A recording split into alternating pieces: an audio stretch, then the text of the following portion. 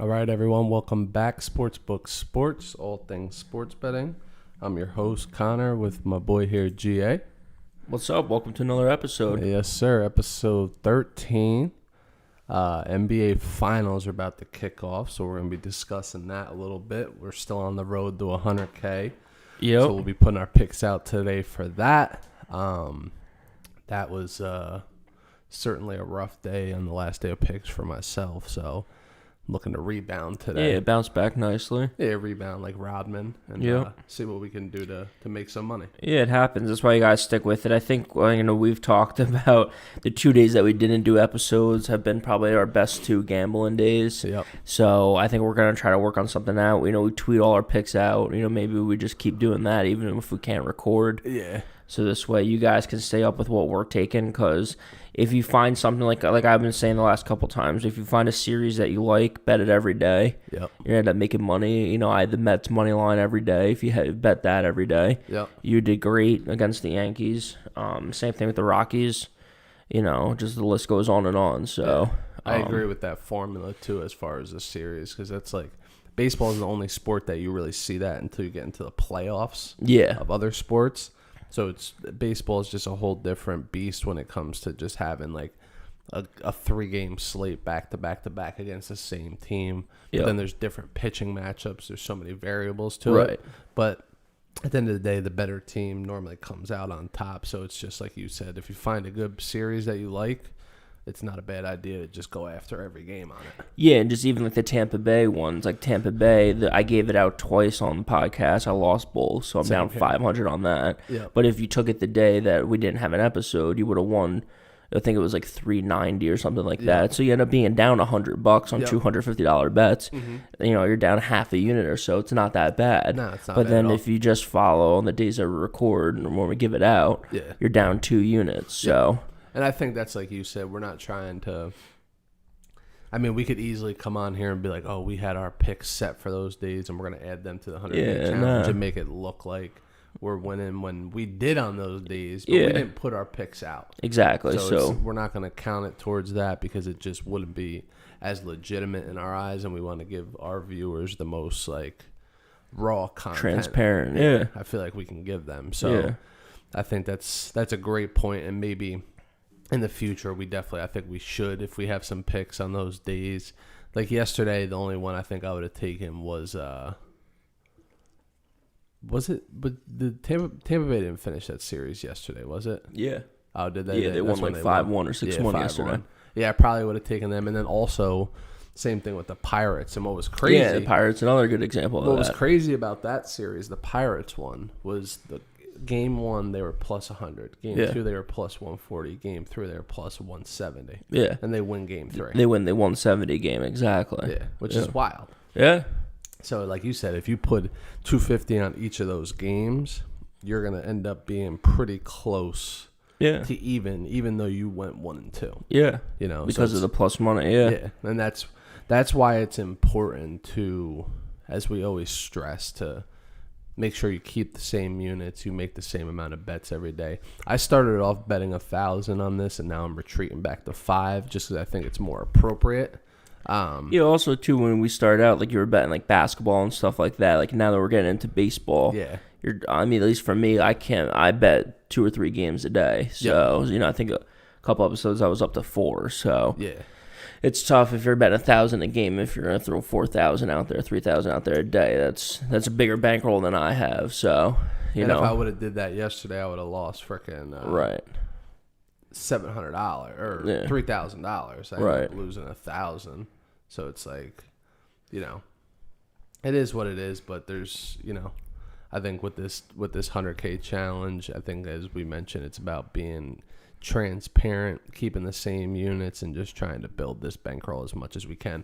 Because considering the way I've started, being 4 and 8, I'm not down as many units as I really should be. Right. I should be down close to 2,200. Yeah. If you do 550 a game to win 500, however you do it. Yeah. But the way I do it is I bet my units. I bet normally to win my units.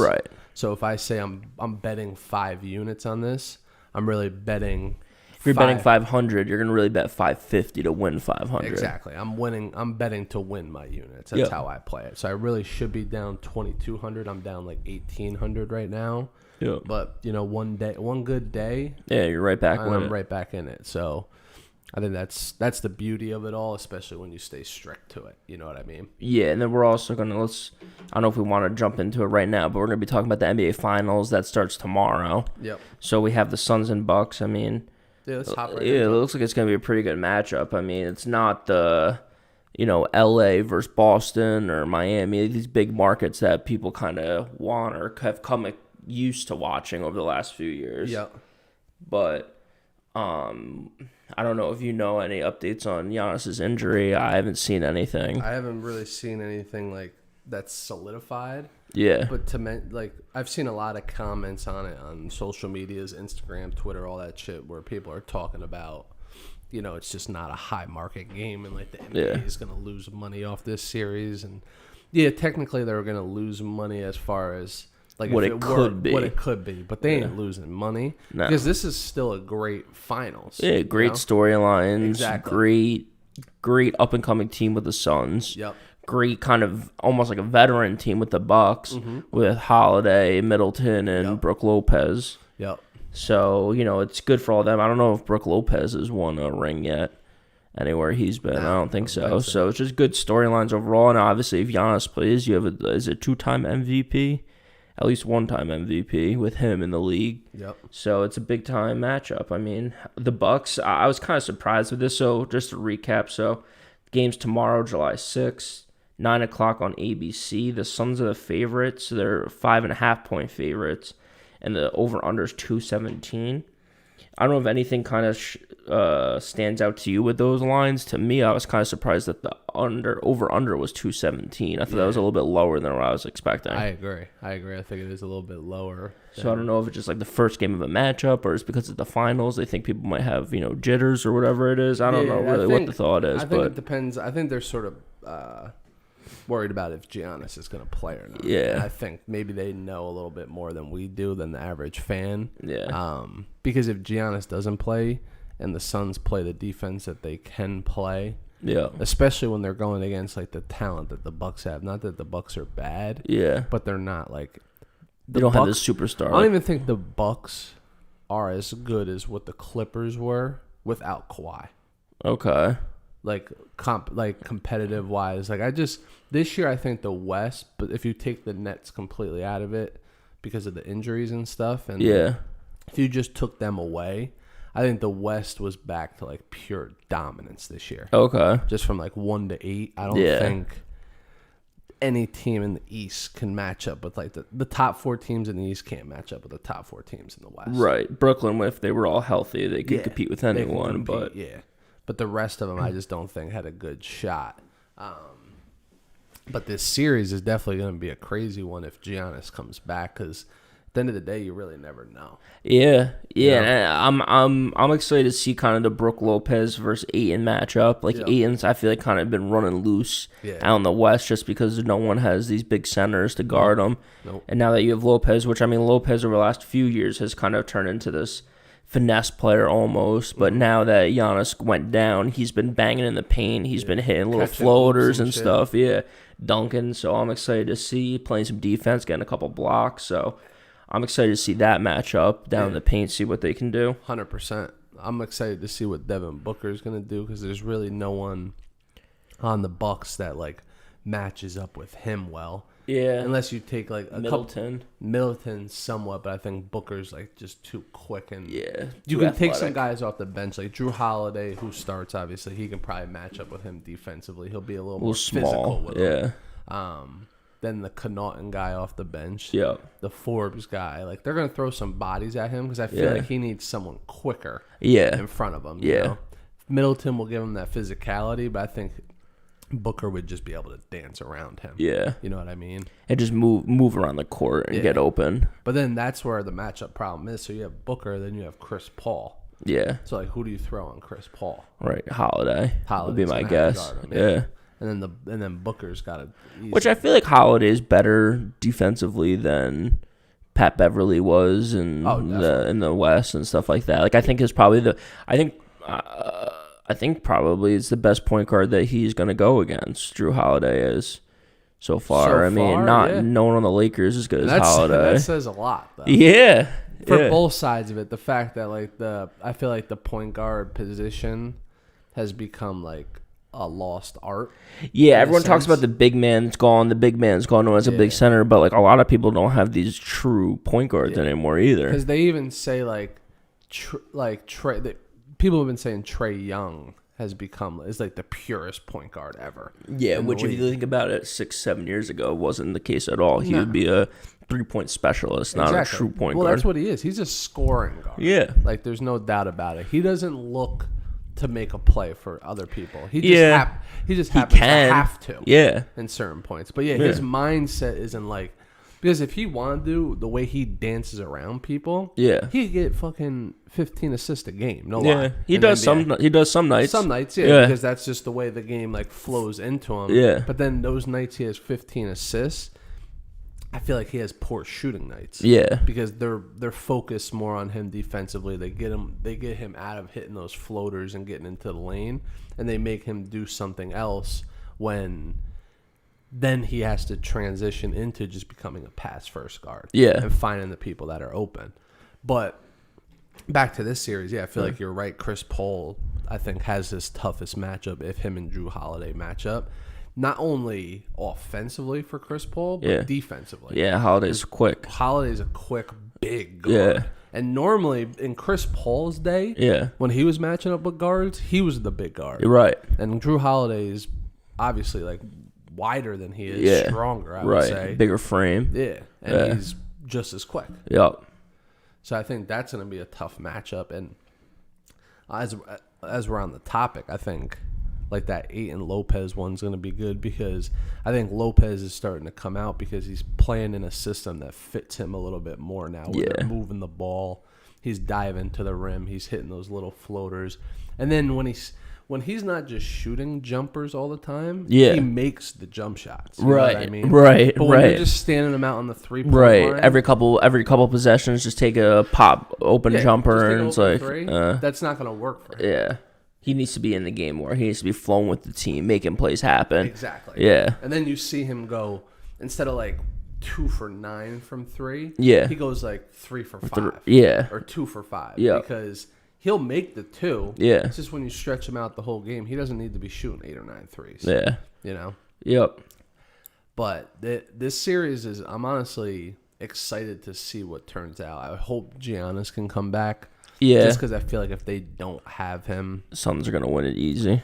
Yeah, I think the Suns 4-1, 4-2, you think? Yeah, I think it'd be 4-1. Yeah. I think the Bucks might be able to squeak one out in Milwaukee, but if he doesn't come back, I still like the Suns either way. Right, with or without him. If they have Giannis. I think he might try to push to come back, especially because there's no like ligament damage or like structural damage to his knee.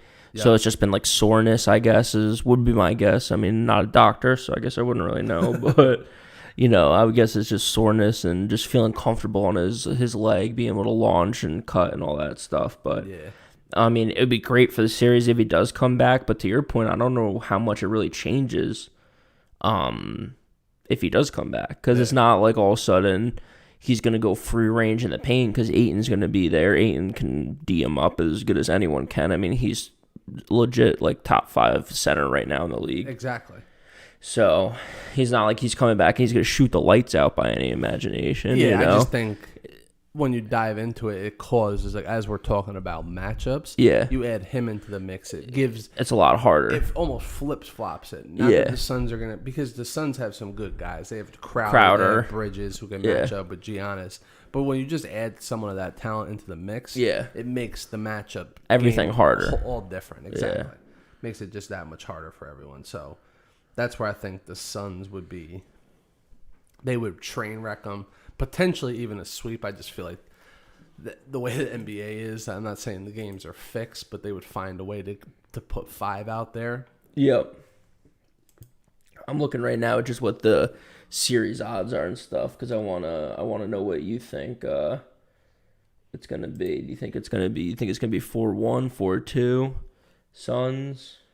I think it's going to be... I think it's going to be 4-1 Suns. And that's based on Giannis not being there. Okay. Who do you think for MVP? I mean, I feel like you got to go with Booker. Booker's 270, Chris Paul's 170, Middleton's 650, Holiday's 1,000. What's Ayton?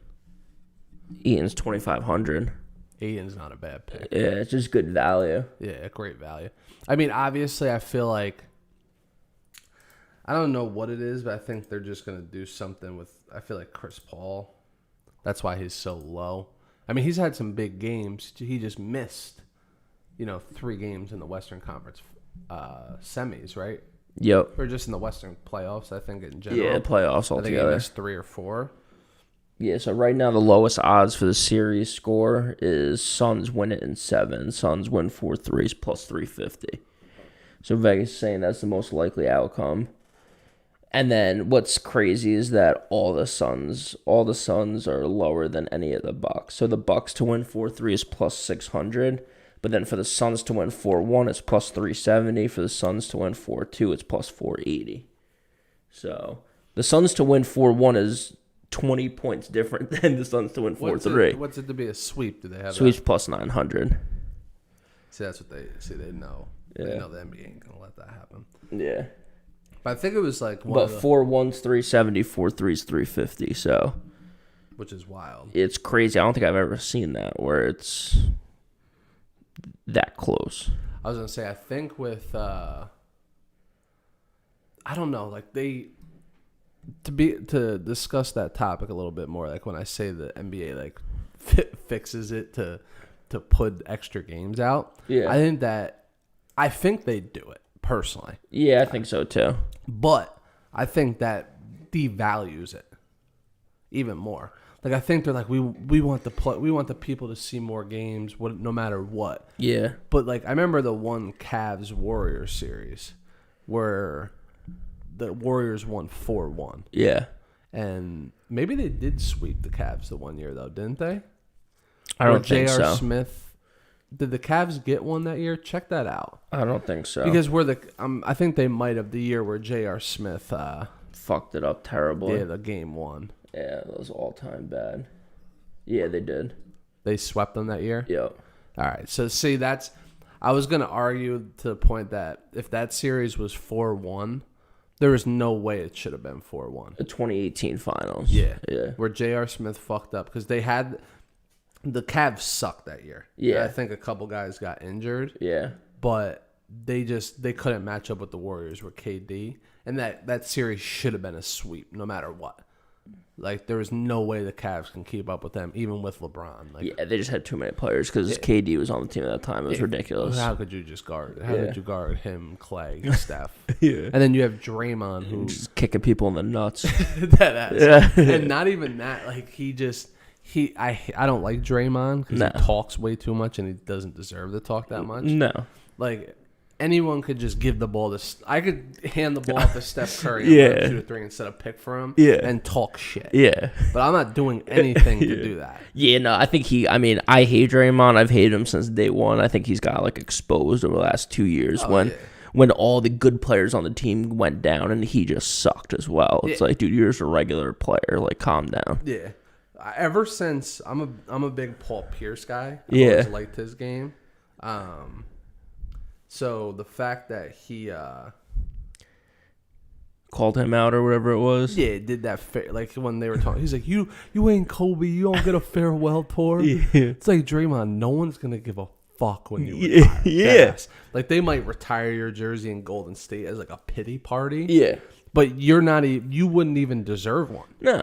Like I don't think he deserves one in Golden State. Like Clay and Steph do for sure, 100%. They're good players. But you're just like the guy that, you know how they ride a motorcycle and then the little guy's on the side. That has, the like, sidecar. Puts his dog in there or some shit. That's him. Yeah, he just got the ride along. Yeah, like anyone that was willing to become a team player within that team, of course, was gonna win it. Sean Livingston, all those guys. He was a beast. I think he was more talented than Iguodala was for sure one of Finals MVP. Yeah.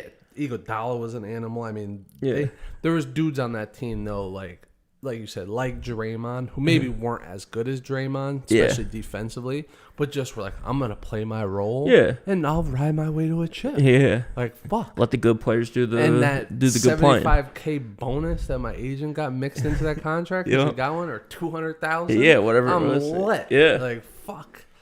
Yeah. Why wouldn't I come here? Yeah, so I mean, and the other thing too with the Suns series is like the spread I thought was way higher than I expected to. I was surprised to see 5.5. I guess it makes sense with Giannis being out, but I think all the signs are pointing to the Suns just kind of win this pretty handedly. Yeah, which kind of sucks. I mean, I would have liked Giannis if he was healthy. I would have liked to seen him win one. Yeah. But I like to see Chris Paul win one too. Yeah, I'm starting to like Chris Paul a little bit more. I never really was a fan of him. But again, as I talked about last episode, this couldn't have been a more fairy tale Cinderella story for the Suns. Where literally they went up against an injury every single round. Yeah. To like the team's best player. Yeah. Like the fact Giannis is out, it's almost my ridiculous. argument is solidified even more. Yeah. Giannis, fucking Kawhi, and Davis and Jamal Murray. You don't have to play any of them. It's an all-star team. It's a part of the game. I understand that, but like, come on. Yeah, there needs to be, not that I say hate towards it, but you need to discredit the championship a little bit. Yeah, if you're going to discredit, it goes from being like the best team to being the healthiest team. Exactly. And it's like, all right, that doesn't really do anything for me. I want to know who the best team in the league is. Exactly. Which at this point, like. They say it, and I agree with it to an extent because, like, we talked about how LeBron was arguing about, like, they needed the rest and all that stuff. More recovery time, And, like, if you don't give the guys the rest, like, then you shouldn't care about load management and all that stuff, which I agree with. I do. But at the end of the day, like, because I agree, like I said, I agree with the fact that they should have more rest. They probably should care about the load management a little bit more, just to put out a better product for the NBA. Play a shorter season. But play a shorter season. That's what they definitely should have done this year. But at the end of the day, these dudes get paid millions and millions of dollars. Yeah, like, just go out and do your job. Yeah, and don't complain about it. Yeah, you can talk behind the scenes however you want and have your own opinion on it. Yeah, some of these guys that have contracts too, it's like 20, 30. I mean, Paul George's like $40 million a year. LeBron's making like $50 million a year, $40 million in the NBA, and then whatever he makes. Oh, I can't even imagine what he's making outside of the league. Yeah. But still, if you're making $24 million a year, you're making $2 million a month, $500,000 every 2 weeks. I mean, just to play basketball. Yeah, $500,000 a week. I know it's demanding. Yeah, the hell with the dudes that be out working construction on like a 50-floor building. Yeah, their shit's in demanding too. Yeah, in the middle of the summer, and they're fucking. Their knee just buckles or some shit. Like, come on. Yeah, exactly. Like, what are you really complaining about? Yeah. That's a whole different side of it that I would love to have an episode about, but this is about gambling. So let's stick to that. Yeah, so just to wrap this up, I got the Suns 4-2. You got the Suns 4-1, 4-2. What do you want? I'm going to take them 4-1 right now. Yeah. But again, that could potentially change by tomorrow. Yeah. Because I'm going to try to figure out, and we're putting out another episode tomorrow, right, for our picks. So I just want to make sure that Giannis is not playing. Okay. I don't think he can come back from that. Yeah. Even though they say there's no structural. Yeah. That just means like nothing tore. Yeah. I think his shit's just done. So I think he's out for the whole playoffs. Yeah. But. All right, so that's our little preview for the Suns. Bucks will have picks tomorrow and everything on our 100K challenge. So let's talk about the 100K challenge. It's been a little rough so far. Yeah. I think we're both down, but not out, which is great. So I'm 6-9 right now. I'm down $871. Yep. You're 4-8 on the year, 4-8-1 on the year. You're down just under $1,700 right now. Mm-hmm. We each started with $10,000. We're trying to get to $100,000. Yep. And really, right now, it's just about, for me, it's just trying to get the landscape of baseball and get a good bankroll up for football, because football's coming sooner rather than later. Yeah, that's what I'm looking forward to, is college football, NFL football. But yeah, I think right now is just a part of the lows of sports betting. Yeah, where you need these are the times that make or break people. I always say it's always about the times where you're winning a lot of money or you're losing a lot of money. That you need to stay even more focused. Yeah, because now is the time where, all right, people are like, fuck, I'm due for one. I'm 4-8-1. I just had an 0-3 day. I'm due. I'm gonna hit, so I double my units. Yeah. And then they end up losing triple what they lost. Yeah. So these are the times you need to focus on being disciplined and staying strict with your units, and just continue the process. Like I said about early on in the episodes, like the stock market people, they don't ever press. They keep their money into something. If it dips one day, they hold on to it until they lose a ton, and then sometimes they'll pull out. Yeah. But normally they're sticking with the same shit until they ride it out. Yeah, right. Like you're saying, the people that make a plan and stick to a plan often end up coming up money at the end of the day.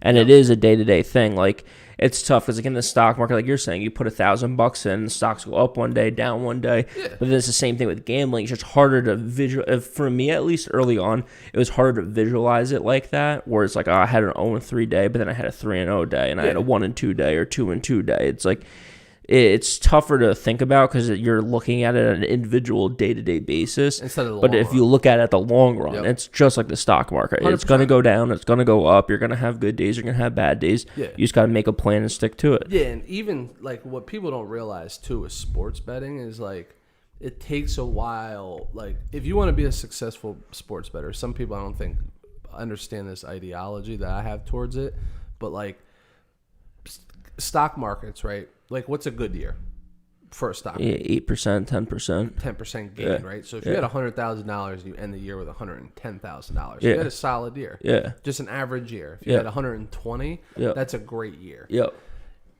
For sports betting, I think realistically you have the potential to do better than that. Yep. But I think a good sports betting year, based on the volume of bets that you can have and the amount of money that you can make, a great sports betting year on a year-to-date basis is 50% to 100% of your bankroll. Yeah.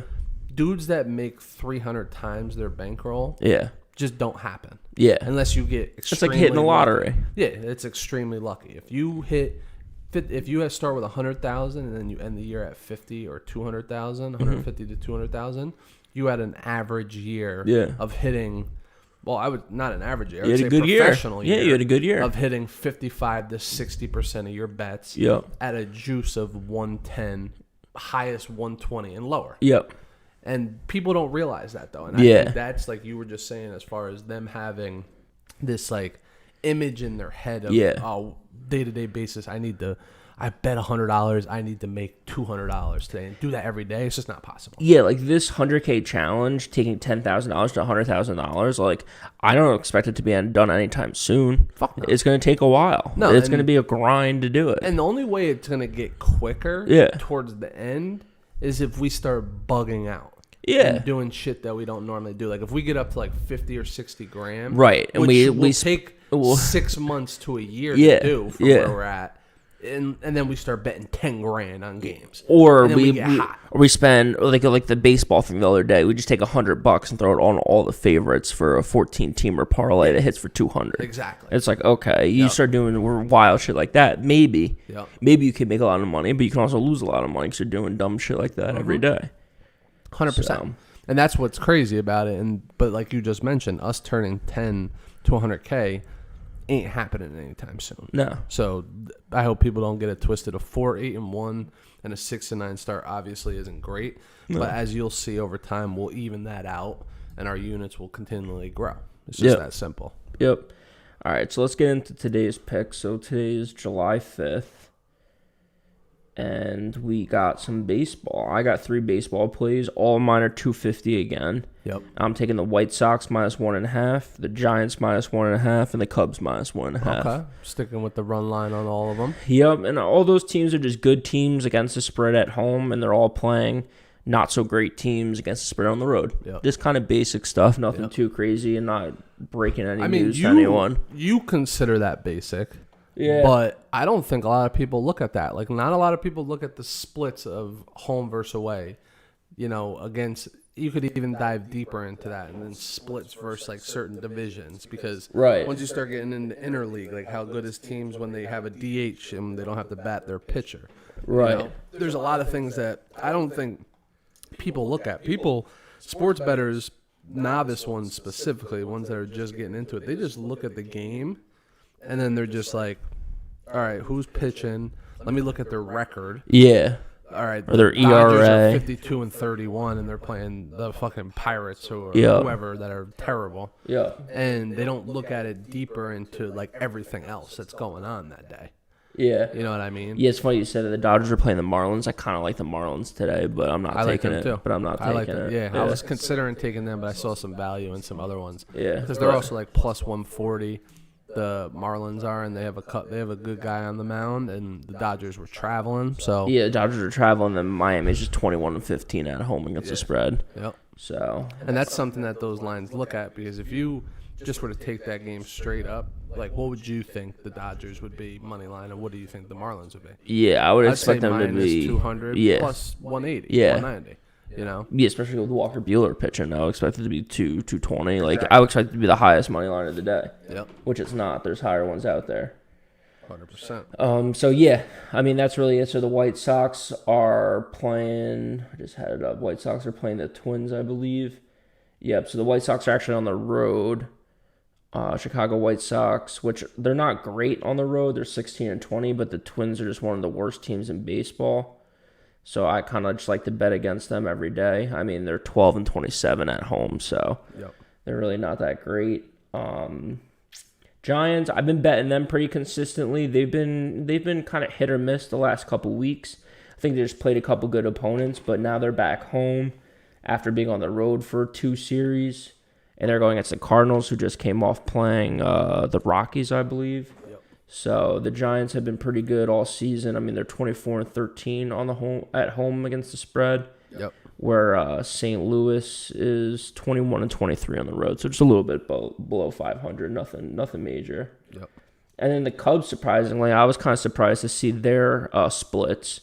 They're pretty good against the spread overall, 47-37. Mm-hmm. But where they really do it is at home, 23-16 against the spread. At home. Phillies have been weird. I don't know if you've watched any of the Phillies games. I kind of do, just because they play the Mets a lot, so I watch the Mets.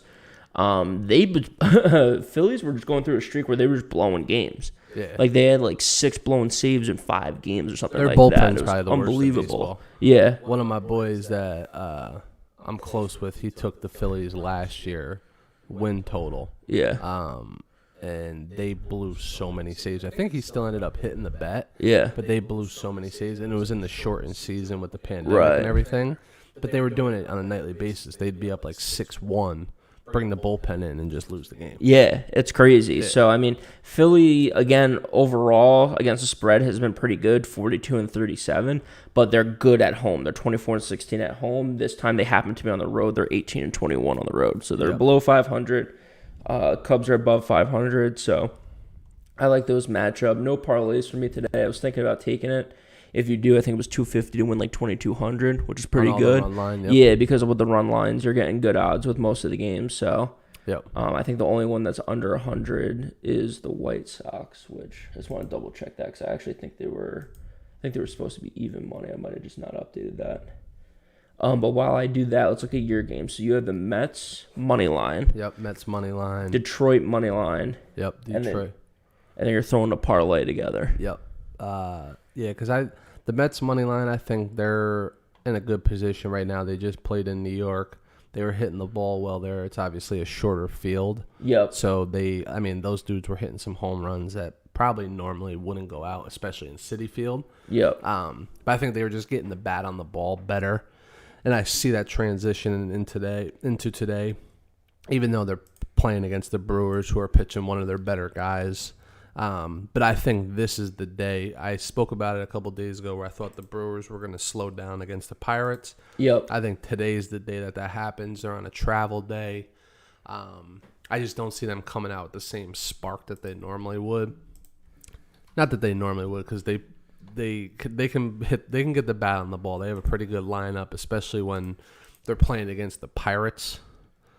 But I think today's a little bit different of a matchup. Not that the Mets are throwing anyone spectacular. No, I mean they've been getting a lot of guys back from injury too, which has been nice. Like Nimmo has been on fire since he's came back in 2 or 3 games. Stroman pitched yesterday, which is good. There was a while where we were down to like 3 pitchers from our starting rotation to start the year. We're getting guys back, so. Yeah. And I think Milwaukee, they were playing in Pittsburgh, which, again, isn't – Citi Field is one of, like, the biggest fields in the MLB, I'm pretty sure. Yeah, it is. But it has the least amount of home runs. So it's like Milwaukee the other night hit, like, 5 home runs against the Pirates. Yep. And not saying that all of them wouldn't have gone out, but let's just say today only 2 go out. You know, that's a lot less runs than what they put up in the game before. You know what I mean? So I see today also being a low-scoring game. And the Mets coming out on top. Yep. Game 2, I got the Tigers money line against the Rangers. Both are pitching pretty good. Yeah, Detroit's surprisingly good against the spread. I didn't realize that, they are. but yeah, they're pretty underdogs. Good. Yeah, and they're normally underdogs. I think they've been playing good baseball lately. I don't think the Rangers are that good, where they don't hit the ball that well. And to see the money line being such an underdog for the Tigers, I mean, I think it could potentially be something where it's like Vegas knows something. Yeah. But also, and let me just double check anything before So I say it. I don't think the Tigers or the both these teams are kind of underachieving. The Detroit's 38-46. The Rangers are 33-51. Yeah, and also what I'm seeing is the public's like split on this game. Yep. From where I'm looking at on my Sports Insight site. Yeah. They, 65% is on the spread for the Tigers, but then 60% is on the money line for the Rangers. Yep. So I think it's in a good position for the Tigers to win, especially if they can put the bat on the ball like they've been lately, and then Peralta can come out and pitch a decent game, give them some support, and hopefully they can pull it out. And then that's where I transition into my parlay. I'm taking them both with the alternative or with the run line plus 1.5. Yep. Obviously less juice. They're probably both like minus 150. Yes, they are. Yep. I didn't even really look at those when I put it in. I didn't want to take the money. Yeah, line. Mets are minus 142. Detroit's minus 150. Yep. So I figured so with where they were at money line on for the straight up bet. But then, so I took those 2 with the run line just to add a little more spread to it to get get that extra run, and then also take the Braves over 9 against Pittsburgh. Yeah, I think they both. Max Fried hasn't been pitching well for the Braves. Yep. And then it's like DeYoung, I think his name is, that's pitching for the Pirates. Both have not the greatest ERAs, but I think this is the type of game where in Pittsburgh, where I think it must be a smaller field because the Brewers were putting shit out there the other night, like left and right. Yeah. I think the Braves can get to the 9 by themselves. Yeah. So I see this one going over there. So obviously I put 300 to win 1,300. If you guys wanted to, what I would recommend, that's what I'm taking. But if you wanted to just take the money line on all of them, I would just lower the bet amount. Okay. I would bet it at like 150, maybe take half of it, and you'll probably win the same amount. But obviously you need those 2 teams to win. Well, let's look at it. So if we were just to take the money line for the other 2, it's a little bit more money. It's a 150 to win 1322. Mm-hmm. So $3 more for half the bet, but you need the 2 teams to win instead of lose by a run. you need them to win outright. Which I truly think of, because if I think is going to happen, because if you look at my bigger bets, I'm taking the money line. Yep. I just think it's worth it to give yourself a little insurance. A little risk management, I call it, for that, is just giving yourself a little extra, because the last thing you'd want to see is the Mets to lose by 1 run and then not give yourself a chance on the parlay. Yep. So those are my picks for the day. Hopefully go on a nice little sweep here. I just need to go 3-0. Yeah. Good day for both of us. Gets us right back in it. So. Gets us right back in it, exactly. And those, as I said, I don't even care if I go 3-0. If I can win the money lines and then maybe the over doesn't hit, I'll be good. Yeah. But just getting back on track, finding out the groove in baseball, learning a little bit more as I keep going, and just diving a little bit deeper. Cool. Well, that's our episode. Sportsbook Sports, Instagram and YouTube. Sportsbook Talks on Twitter. Yep. Give us a like. Give us some interaction. I know we've been chopping up with a couple people on there, so it's been good. Yeah. And I was going to say, I think I might have got off to a hot start talking too much in the beginning, because we got to definitely start mentioning that in the beginning. I know you did last episode. Yep. But yeah, definitely, like you said, subscribe, like, follow, share the page, show your friends. If you guys want to get involved in the 100K challenge anyway, if you have any ideas, let us know. But yeah, another great episode, and we'll see you guys tomorrow.